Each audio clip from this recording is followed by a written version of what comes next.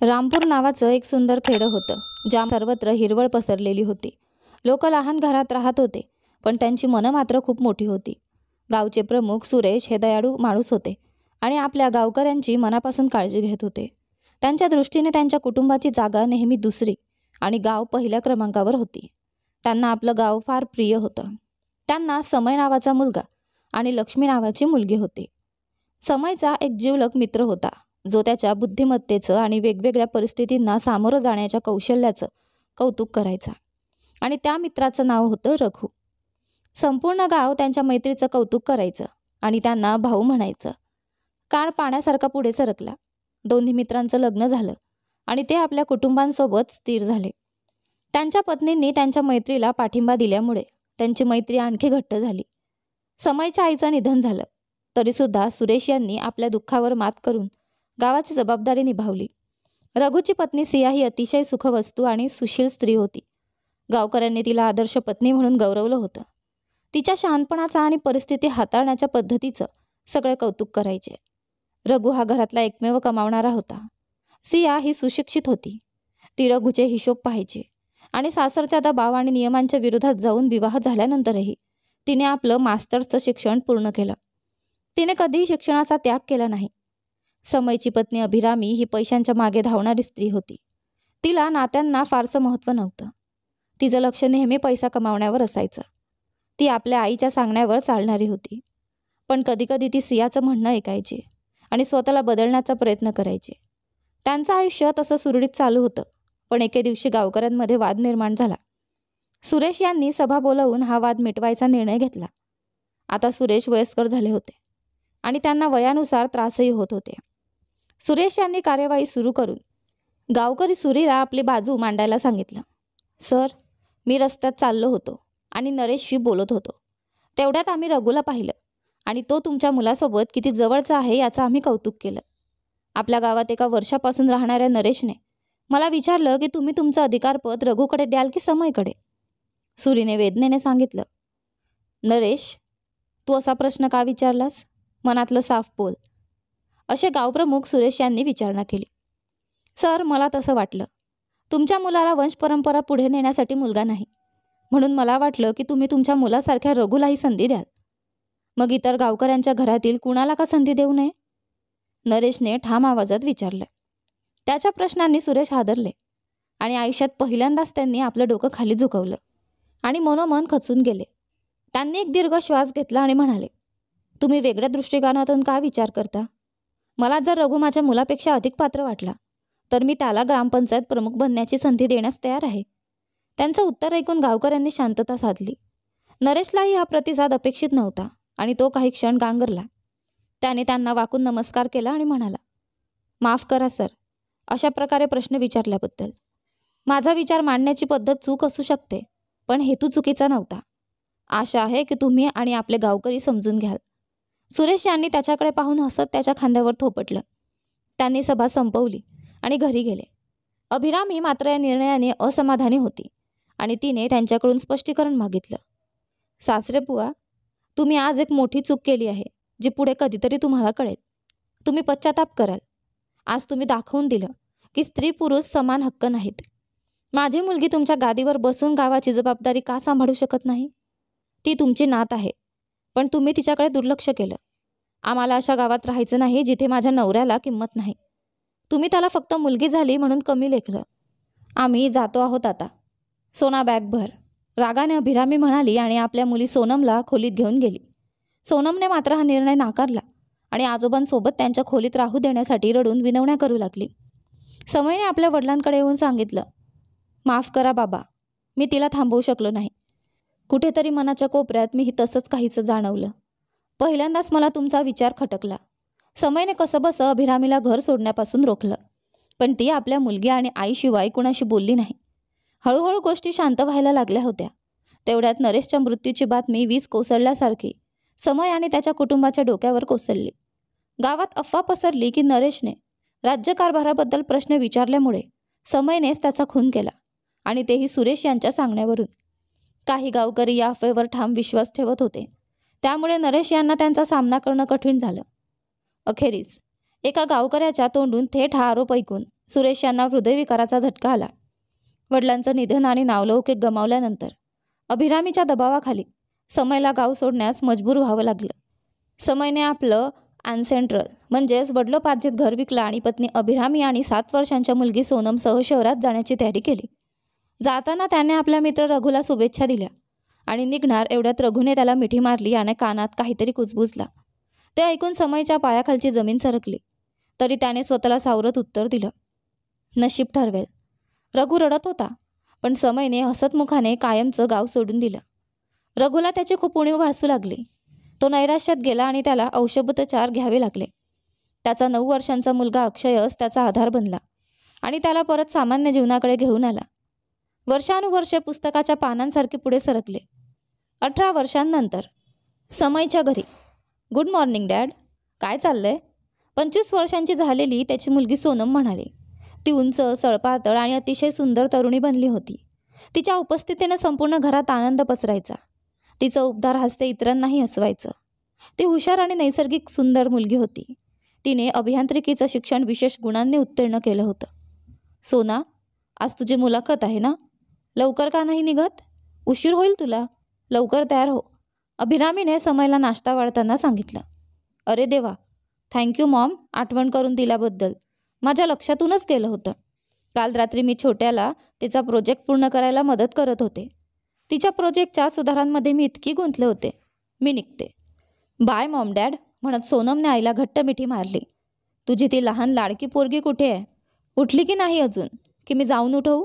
समयने चिडून विचारलं. नाही नाही, तुम्ही रागावू नका. मीच तिला उठवते. तुम्ही नाश्ता संपवता तोपर्यंत ती तयार होईल. अभिरामीने मान खाली घालून उत्तर दिलं. असं म्हणत ती धावतच धाकट्या मुलीच्या खोलीत गेली. रिकॅपमध्ये सांगितलं तसंच. आता वर्तमान काळात. स्वीटी, उठ ना. तुझ्या बाबांनी तुझी चौकशी केली आहे. तो इथे येऊन ओरडायला लागण्याआधी तूच उठून कॉलेजला जायला तयार हो. तो तुला सोडायला थांबून बसलाय. अभिरामीने आपल्या धाकट्या मुली प्रीतीला प्रेमाने उठवत म्हणाली. मॉम, प्लीज मला त्या लाडक्या नावाने हाक मारू नकोस. मला प्रीती म्हण. मी 10 मिनिटात तयार होते.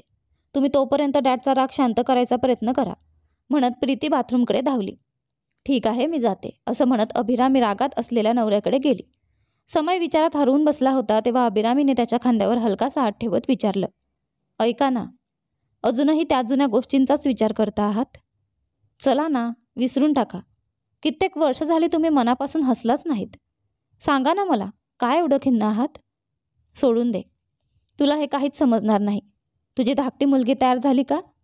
मी तिला सोडून तुला घेऊन शॉपिंगला जाणार होतो. आजचा दिवस खास आहे, तयार हो. समय थकल्यासारखा हसत म्हणाला. त्याच्या या हट्टी स्वभावाकडे आणि मूड स्विंग्सकडे पाहत अभिरामी शांतच राहिली. कधीकधी तिला वाटायचं की तिने त्याला त्याच्या रामपूर गावापासून वेगळं केलं हे चुकीचं होतं.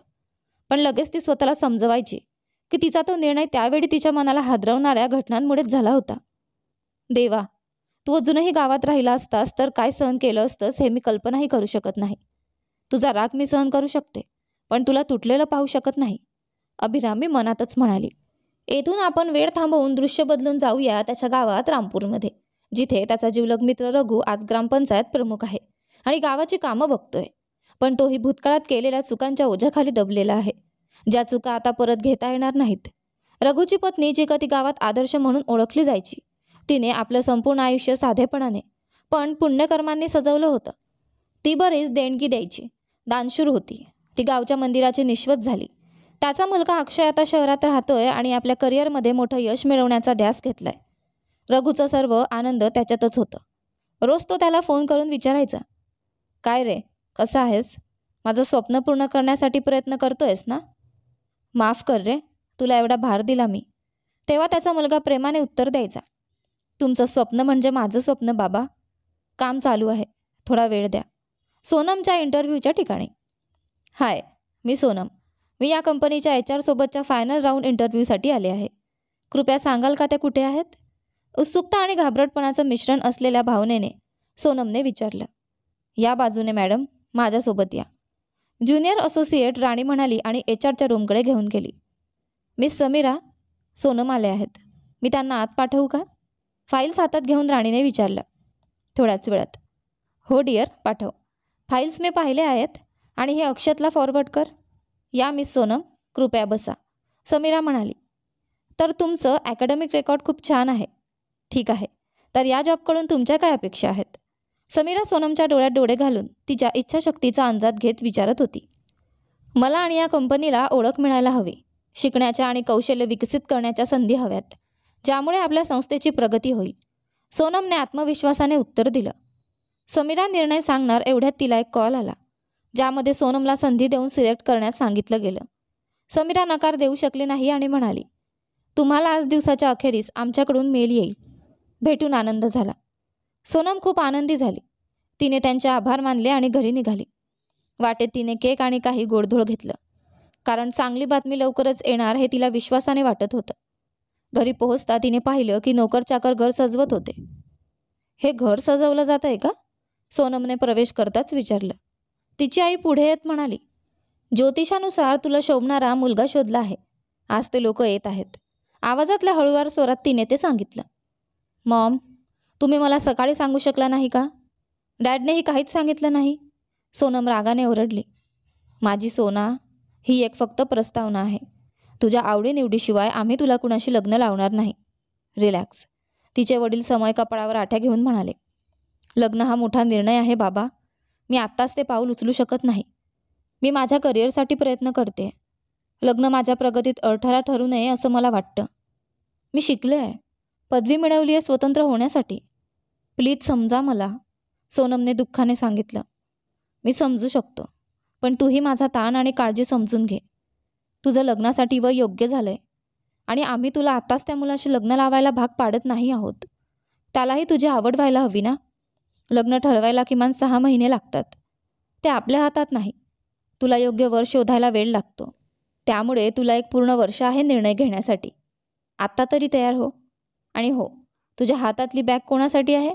आमच्यासाठी का? समयने तिला समजावण्याच्या सुरात विचारलं.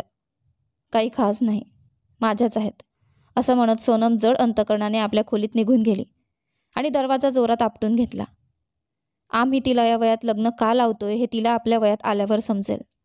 एका स्त्रीने 27 वर्षांच्या आत लग्न का करावं हे समजण्यासाठी अजून परिपक्वता यायला हवी तिच्यात. अभिरामीने नवऱ्याच्या खांद्यावर हात ठेवत त्याला समजावत सांगितलं. संध्याकाळी 6 वाजता मॅचमेकर होणाऱ्या वरासह आणि त्याच्या कुटुंबासह आली. अभिरामी आणि समय यांनी त्यांचे हसतमुखाने स्वागत केले. थोडक्यात ओळख झाल्यानंतर मदतनीसाने त्यांना गोड आणि तिखट पदार्थ वाटले. तिने थंड पेय आणि पाण्याचे ग्लासेसही सर्व्हिंग टेबलवर ठेवले. हसतमुखाने सर्वांचे स्वागत केले. सोना राग, तणाव आणि चिडचिडीत होती आणि तिने घरात आणलेल्या खाऊवर तुटून पडली. लाल साडीत ती खूपच खुलून दिसत होती आणि तिच्या हातातील पांगड्यांचा आवाज लयबद्ध होता. तिच्या केशरचनेने तिच्या चेहऱ्याची आणि रूपाची शोभा वाढवली होती, जी ती आता नको त्या प्रकारे बिघडवत होती. सोनाताई, थांब ना. तुला बघून वाटतंय जणू काही एखादी झपाटलेली ॲनाबेला आहेस. अरे, फक्त प्रपोजल आहे, जगाचा अंत नाही आहे. चिलॅक्स. तो हेअरस्टाईल सेट करायला मला तासभर लागला, असं बहीण प्रीतीने डोकं धरत म्हणाली. आता रिकॅप बघूया. सोनाताई, थांब ना. तुला बघून वाटतंय जणू काही एखादी झपाटलेली ॲनाबेला आहेस. प्रेझेंट. असं का? त्या मुलासाठी मी रेडी आणि प्रेझेंटेबल व्हायचं. आधी मी पाहते तो कसा तयार होऊन आलाय. त्याचे केस सेट आहेत का नाही, तो नीटनेटका आहे का नाही, कपडे परफेक्ट आहेत का नाही. Why should boys have all the fun? सोनाने भुयावर खाली करत म्हटलं. अगं नाही, काय बेत चाललाय तुझा? तो वेव फ्रॉम मला ओळखीचा आहे. काही गडबड करू नकोस. जर पकडली गेलीस तर तुझं आयुष्यच बिघडेल. बाबा तुला माफ करणार नाही, असं प्रीती भीतीने म्हणाली. मला माझं कष्टाचं काम करू दे, नंतर जे होईल ते बघू. काय म्हणतेस? तू आहेस का माझ्यासोबत? सोनाने खट्याळ हसू देत विचारलं. प्रीतीने डोकं हलवून नाही म्हणाली. इतक्यात तिची आई अभिरामी खोलीत आली आणि सोनाकडे विचित्र नजरेने पाहू लागली. काय झालं तुला? अजून तयार नाहीस? अजून केक आणि चिप्स खात बसली आहेस? त्यांनी तुला खाली बोलावलंय भेटायला, अभिरामी कपाळ सोडत म्हणाली. Almost done. आई बघ, मी त्यांच्यासमोर भुकेली दिसू नये म्हणून थोडंसं केक आणि चिप्स खाल्ले बस. आता सीन करू नकोस. हात धुवून येते, थांब, असं सोनाने बाथरूमकडे जात म्हणाली. शेवटी ती बाहेर आली आणि अभिरामीने तिला वरायला भेटायला नेलं. मुलाने जसेच सोनाला पाहिलं तो तिच्यावर फिदा झाला. तिने स्वतःला ज्या पद्धतीने मांडलं होतं ते त्याला खूप आवडलं. तिचं रूप, तिचा आत्मविश्वास, सगळंच. त्याच्यासाठी त्या क्षणी संपूर्ण जग सोनाभोवती फिरत होता. सोना येऊन त्यांच्यासमोर बसली आणि तिच्या आईने तिची ओळख करून दिली. सोनाने नम्रतेने मान झुकवली. तिच्या साधेपणा आणि विनयशीलतेने सगळे प्रभावित झाले. मुलाने विचारले की तो तिच्याशी थोडं वैयक्तिक बोलू शकतो का. सोनाचे वडील समय यांनी मान हलवून होकार दिला आणि ते लॉनमध्ये जाऊन बोलू शकतात असं सांगितलं. अभिरामीला त्यांना वाट दाखवायला सांगितलं. थोड्या वेळाने लॉनमध्ये, हाय, मी अक्षत मेहता. मला कसं सुरू करावं समजत नाही आहे. त्या मुलाने प्रेम भरल्या नजरेने म्हणाला. बुर्फ, सॉरी. बघ, मला आता या लग्नाच्या प्रकरणात पडायचं नाही आहे, तर तू मला रिजेक्ट करू शकतोस का? मी तुला कितीही लाच देते. सोनमने ढेकर देत विनवणी केली. माफ कर, काय म्हणतेस तू? तुला लग्न करायचं नाही आहे तर मग तुझ्या वडिलांनी आम्हाला घरात का बोलावलं? हा काही विनोद आहे का? तू मला लाच देणार? काय चाललंय हे? अक्षत दुखावला. अरे दोस्त, माझ्या बाबांवर जाऊ नकोस. ते खूप गोड आहेत. मला त्यांना सांगता येत नाही की मला लग्न करायचं नाही आहे. मला करिअर करायचं आहे. माझं एक स्वप्न आहे की मी माझ्या करिअरमध्ये मोठं व्हावं. तर तू माझी ही मदत करू शकतोस का प्लीज? सोनमने क्यूट पपी फेस करत विचारलं. अक्षतने त्या क्षणाला आपल्या डोळ्यात टिपून घेतलं. तो म्हणाला, तुझा कोणी प्रियकर आहे का म्हणून तू मला नाकारते आहेस? प्रामाणिकपणे सांग. त्याच्या आवाजात तिला गमावण्याची भीती होती. नाही, अजिबात नाही. मला प्रेम आणि गोष्टीकथेवर विश्वास नाही, ती तिरसटपणे म्हणाली. अक्षयच्या मनात, देवाचे आभार. अजूनही मला तिला इम्प्रेस करून लग्न करण्याची संधी आहे. मी तिला आवडेल. अरे अक्षत, तू आहेस का माझ्यासोबत? तू माझ्यासाठी हे करू शकतोस का? सोनमने गोड आवाजात विचारलं. ठीक आहे. असं करूया, मी 2 वर्षांचा वेळ मागतो लग्नासाठी. तोपर्यंत तू तुझं मन पक्क कर. अक्षतने तिला समजावण्याचा प्रयत्न केला. खरंच? तू माझी एवढी वर्ष वाट पाहू शकतोस? खरं सांग, तुला मी आवडले का? सोनमने भुवया उंचावल्या. नाही, अजिबात नाही. पण मला तुला ओळखायचं आहे, मित्र म्हणून. अक्षतने मनातील भावना लपवत सांगितलं. ओके, आपण मित्र राहू शकतो. सोनम हसली आणि काही बोलणार इतक्यात दोघांनी पालकांच्या ओरडण्याचा आवाज ऐकला. त्यांनी एकमेकांकडे पाहिलं आणि लगेच धावत गेले. आई, काय झालं? भांडण का चाललंय? सोनमने विचारलं.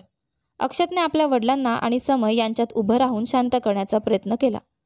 अरे तू, तुझ्या आईवडील घेऊन लगेच माझ्या घरातून निघून जा. समय प्रचंड रागाने ओरडला.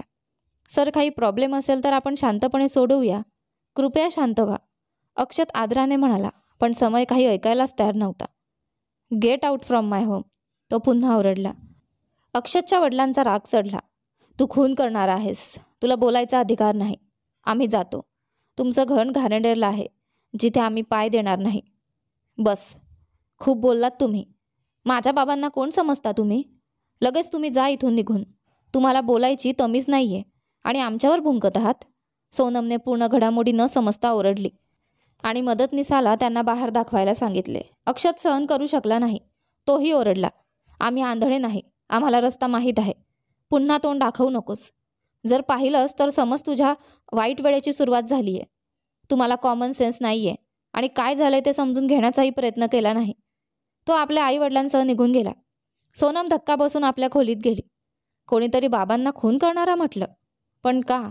हा प्रश्न तिच्या मनात फिरत राहिला. समय खूप दुखावले होते. ते रिक्लायनरवर बसून विचारात हरवले. अभिरामीने त्यांना सावरायचा प्रयत्न केला. मी खून करणारा नाही. सगळं गाव असंच समजतंय का? मी नरेशचा खून केला नाही. हे कसं सिद्ध करू? सोनाच्या आयुष्यावर याचा परिणाम होईल का? समय दुःखी मनाने म्हणाले. ऐका, घाबरू नका. मी आणि आपल्या मुली तुमच्यावर विश्वास ठेवतो. मग इतर काय म्हणतात त्याचा विचार करून मनाला त्रास देऊ नका.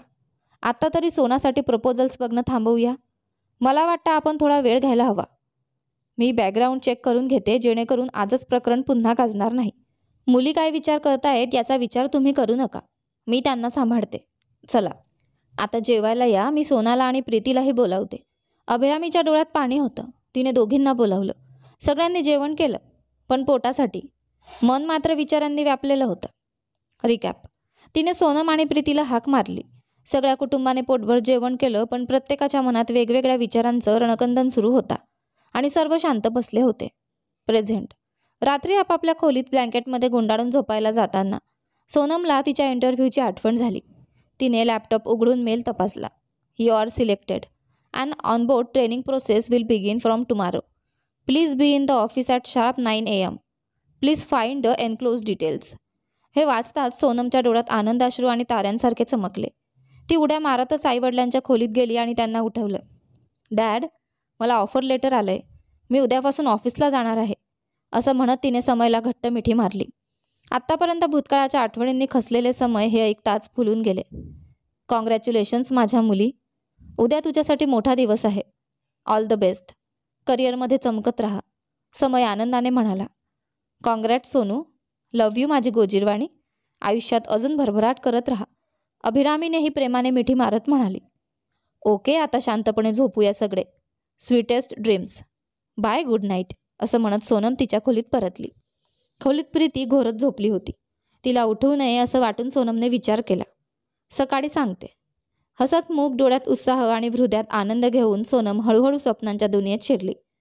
पुढच्या दिवशी सकाळी 9 वाजता जॉईनिंग फॉर्मॅलिटीज पूर्ण करून सोनम म्हणाली. हॅलो मॅडम, मला इथे नियुक्त केलं आहे. माझं क्युबिकल कुठे आहे दाखवता का? तिने राणीला विचारलं. राणी खिदळत म्हणाली. सोनम, तुझं ट्रेनिंग प्रोग्राम असेल आधी, त्यानंतर तुला क्युबिकल मिळेल. आत्तासाठी तू तिथे बस, वॉवेल्स पिण्याच्या शेजारी. ओ ठीक आहे, पण तू एवढं असतेस कशाला? सोनमने बुचकळ्यात पडून विचारलं. EOD end of the day पर्यंत तुला कळेलच. बस, तुझा मॅनेजर लगेचच नॉलेज ट्रान्सफर सेशन सुरू करेल. तयार राहा, राणी म्हणाली.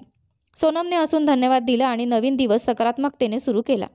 तिने सहकाऱ्यांची मैत्री केली आणि हात पुढे केला संवादासाठी. तिने मॅनेजरची तासभर वाट पाहिली. ती थोडी वैतागली होती आणि प्रोजेक्टवर काम सुरू करण्यासाठी अधीर झाली होती. हाय, हे कोट समजवशील का? सोनमने तिच्या नवीन मैत्रीण वीणाला विचारलं. वीणा म्हणाली. This is very easy. You just need to take access from your manager. हे ऐकताच सोनमचं डोकंच फिरलं. ती मनात म्हणाली, मी हिला कोड्स विचारते आणि ही मला कोड लँग्वेजमध्ये रिप्लाय देते. स्ट्रेंज. ओ नो, थांब. आता कळालं का तिला वोवेल वीणा म्हणतात. तेवढ्यात समला आली आणि म्हणाली. Hi, she can't spell A and O vowels properly, but believe me, ती खूप टॅलेंटेड आणि इंटेलिजंट टीम मेंबर आहे, असं म्हणत तिने वीणाच्या खांद्यावर हात ठेवला. वीणा मात्र लाजून मान खाली घालून बसली. वा, हे ऐकून छान वाटलं. परत भेटून आनंद झाला वीणा, सोनम म्हणाली आणि तिच्या हातात हात मिळवला. इतक्यात एक 6 फुटांचा मजबूत बांध्याचा आणि लहरी केसांचा देखणा मुलगा सोनमच्या समोर उभा राहिला. हाय, मी जतीन. उशीर झाल्याबद्दल सॉरी, थोडं कामात अडकलं होतं. चला सुरू करूया, जतीन उत्साहाने म्हणाला. त्याला पाहताच सोनिया लाजली आणि त्याच्याकडे प्रेमळ नजरेने पाहू लागली. सोनम उठली आणि म्हणाली. गुड मॉर्निंग सर, मी ट्रेनिंग प्रोग्रामसाठी तयार आहे. जतीन पुढे चालू लागला आणि सोनम त्याच्या मागे आनंदाने गेली. जतीनने कंपनीबद्दल थोडक्यात माहिती दिली आणि ट्रेनिंग सुरू केले. तिला कोणत्या प्रोजेक्टवर काम करायचं आहे याबद्दल माहिती दिली आणि लागणारे सॉफ्टवेअर आणि CO सरचं ॲक्सेस दिलं. सोनम, शुभेच्छा, बाय. ट्रेनिंग प्रोग्राम संपवताना जतीन म्हणाला. सर, माझे रिपोर्टिंग मॅनेजर कोण आहेत सांगू शकता? सोनमने नम्रतेने विचारलं. हो नक्की, या आठवड्यात मीच तुझा रिपोर्टिंग मॅनेजर आहे, पण पुढच्या आठवड्यापासून तुला नवा मॅनेजर असाईन केला जाईल. तो या आठवड्यात सुट्टीवर आहे. त्याचं नाव आहे. अचानक जतीनला एक महत्त्वाचा फोन आला. एक्सक्यूज मी, मला हा कॉल अटेंड करावा लागेल. बाय फॉर नाव, जतीन म्हणाला आणि कॉल उचलला. सोनमने काम सुरू केलं आणि 1 आठवड्यात असाच निघून गेला. 1 आठवड्यानंतर. अगं सोनम, तुझा RM रिपोर्टिंग मॅनेजर आला आहे. चल भेटूया त्याला, जतीन म्हणाला. Thank you sir. हो चला, सोनम उठून म्हणाली. दोघंही RMच्या रूमकडे गेले. जतीन आत गेला आणि सोनमला बाहेर थांबायला सांगितलं. दोघं काही वेळ बोलत होते. सोनमने आत डोकवायचा प्रयत्न केला आणि स्वतःशीच पुटपुटली. हा माणूस ग्रीक गॉड आहे की काय? मला बोलवायला एवढा वेळ घेतोय. किती ॲटिट्यूड आहे याला. त्या काचेच्या दारातून तरी पाहू दे. पण तिचे सारे प्रयत्न वाया गेले. ती काहीच पाहू शकली नाही. तिला कंटाळा येऊ लागला आणि वेळ कसा जाईल म्हणून ती दारावर टेकून उभी राहिली आणि आत काय बोलतायत ते ऐकायचा प्रयत्न करू लागली. इतक्यात दरवाजा उघडला आणि ती तोल जाऊन पडणारच होती. तेवढ्यात आतून कुणीतरी तिच्या कमरेला धरून तिला सावरलं. तो क्षण सोनमसाठी थक्क करणारा होता. तिचे डोळे इग्वानासारखे मोठे झाले. अक्षित मेहता, माझा मॅनेजर? नाही. ती ओठ आवरत डावीकडून उजवीकडे मान हलवू लागली. यानंतरचं पुढे काय झालं ते पहा आपल्या कथेच्या पुढच्या भागात. पण हा भाग कसा वाटला कमेंट करून नक्की सांगा. व्हिडिओला जास्तीत जास्त लाईक करा. धन्यवाद.